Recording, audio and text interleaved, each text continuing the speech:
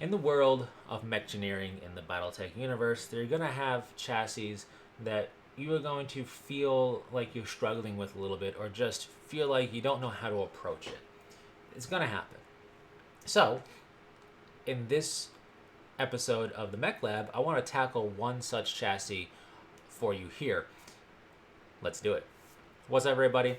I'm James. Welcome to Mechanical Mayhem, and welcome back to the Mech Lab. This is where I look at a particular mech in a particular game to discuss a particular build. And in this case, we're getting our clan mech engineering on, a MW5 Clans with a 70-ton mech, the Summoner. So, here we go.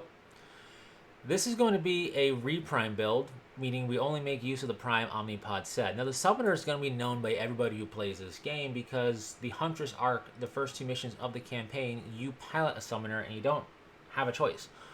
At least, not to my knowledge, right? So, you're going to be making use, not make using, of the Prime configuration. So you're going to be pretty familiar with it. This is, like I said, a RePrime, where we're only using the Omnipod set for the Prime. But because this chassis always gave me a little bit of trouble and pause when it came to doing builds in the past, when I tackled it for an expert run and then later in a Trueborn run, I retested it. I had two specific objectives, which I don't normally do outside of it needs to survive and thrive as best it can in these higher difficulties. Because there's a very different build approach, in my opinion, when you get to those higher difficulties than doing something in just normal. But, or story, obviously, but you get that. But in any case, I decided to go with two objectives on top of surviving and thriving, and that is I wanted to keep the iconic shoulder missile pod as part of the build, and I wanted to lean on what the Prime Omnipod set feels like to me, which is a dueler type of build. Not a fire support build, not a brawler, not an outright bruiser, but a dueler. So that is what I went for here with my RePrime concept. So we see it's just a Prime Omnipod set. We keep the right arm with the stock weapon, an ERPPC, my favorite weapon in Battletech, so I'm going to keep it here. And I think it's honestly a great pick. Its rate of fire is a bit faster than an ER large laser, so that's going to be helpful.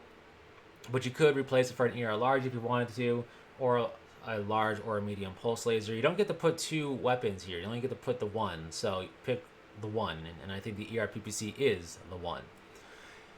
The left torso, we replaced the LRM-15 and its ammunition, of course, with an SRM-6 and 2 tons of ammunition. Why not a streak? Purely for the tonnage. We wanted the weight savings.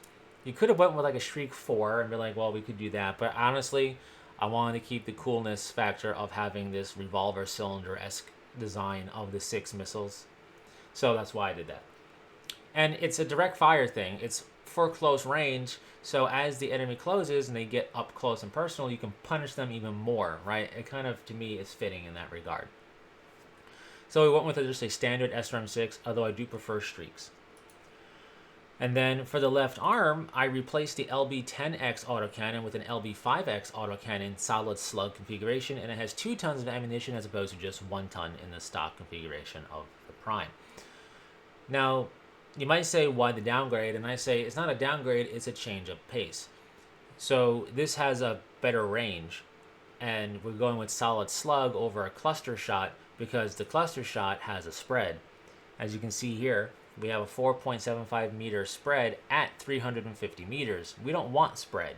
So we just have the solid slug letting us basically fire one projectile, and where it hits, it does all of its damage. You can do this for the Ultra Autocannon as well, but you need to research that. This, we just have it stock.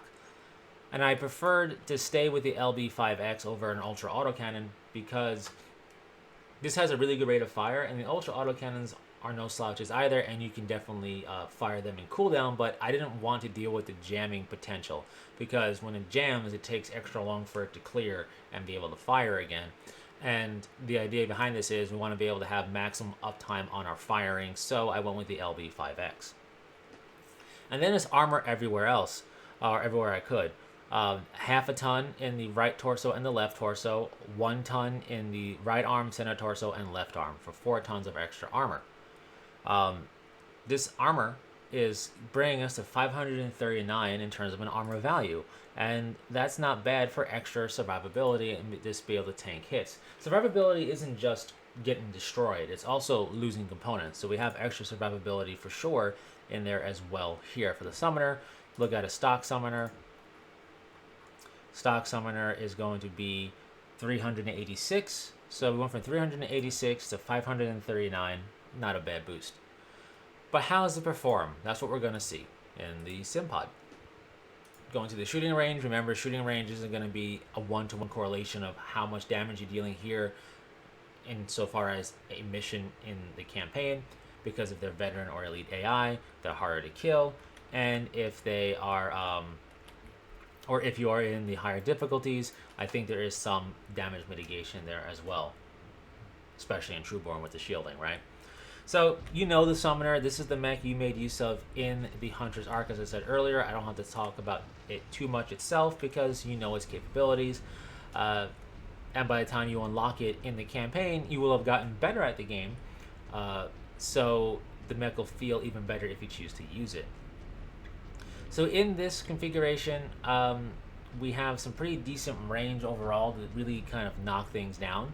But what I'm going to do is I'm going to get up close and personal a bit with this Marauder, and we are just going to lay into it to see exactly how much heat we generate and how the weapons fire together. I'm just going to hold down all 3 weapon buttons together to do this. So let's go. As you can see, the LB5X fires pretty fast. We get basically 2 SRM6 volleys in between the ERPBCs, and we get the LB5X firing a lot. So that is pretty cool, and I think rather capable in terms of being a dueler.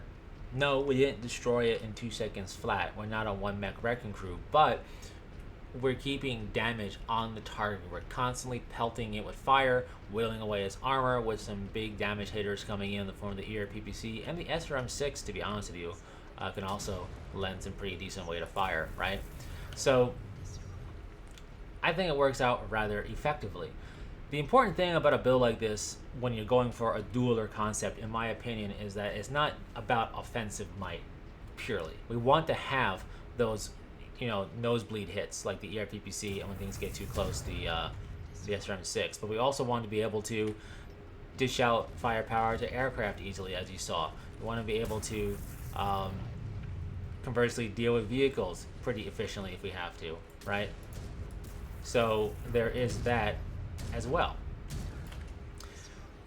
And we have to keep in mind, yeah, it might be a dueler, meaning it's going to be able to pick a target and go after it, but it also has the support of a star, right? So whether you use it yourself or your AI is using it, you have the rest of the star to lend weight of fire as well. The name of the game really, especially in the higher difficulties, is being able to feel like you're actually lending credible support to the firefight with your star against whatever you're facing, and this definitely will. Given the amount of ammunition we had, and the kind of willy-nilly fire I've been doing, it's gonna have pretty decent ammo economy, if you will. We'll reset it just so you can see. 240 LB5X and 300 SRM6. So, you know, each volley is 6, so the SRM6, as you start to really lean on it, will dwindle faster than the LB5, but it's still a good amount of shots to start off with. And considering how we will fire it in relation to the way that the AI typically fires ammunition equipment, is going to have sufficient ammo for both you and your AI style of fighting. As you can see here, I am really laying into it with everything. You're not necessarily going to have the AI do the same thing, but where I would keep the, let's say, the missiles away from aircraft, the AI won't. So there's some trade-offs there. Ultimately, I think making the amount of ammo expenditure between you and AI a lot closer than you might think. So this has, I think, sufficient ammo to carry the mech through a good chunk of a mission, especially remembering you have a whole star to support you. So you can fire at the targets, utilizing everything, and your star can do the same. And I think this mech will be able to keep at least some ammunition and something through the bulk of a mission to where ammo crates would typically be. Now, not every mission has an ammo crate, admittedly, and they can be scattered in different ways, and you want to pay attention to that. But this chassis, I feel, definitely will be able to get you through the mission far enough to be able to get the ammunition restock to further carry it. It does have a high reliance on ammunition, and that will be a downfall. But hey, every mech has its pros and its cons. In any case, this is the Summoner RePrime, really leading on the dueler concept, and that's why I went with an SRM, by the way. The LRMs are great. They're indirect fire. You can flush things out of cover potentially with it and just chip things away. But I figured the ERPPC has a great effective range. The LV5X in this case is also going to lend its weight of fire at a really good range. So we're going to be able to whittle things down effectively. But invariably, given the number of stuff that the campaigns throw at us, things are going to get up close. And if things are going to get up close, we want to be able to provide an answer to that. So I felt SRMs were better for that, and I went for the SRM6 because I think it looks the coolest in the shoulder pod, and I also feel like the weight savings was more important than having streak. Anyways, pretty effective build. There's got to be better ones than this out there, I'm sure. I'm not saying this is the bestest, but for keeping the two things that I wanted, the shoulder pod, because that's iconic, that look right there is super iconic, and having a dueler mentality, I think we did pretty good here. In any case, definitely share your thoughts in the comment section. Thanks so much for taking the time to tune in and stop by. If you made it to the end of this video, comment the word duel so I know you made it to the very end. And until next time, take care.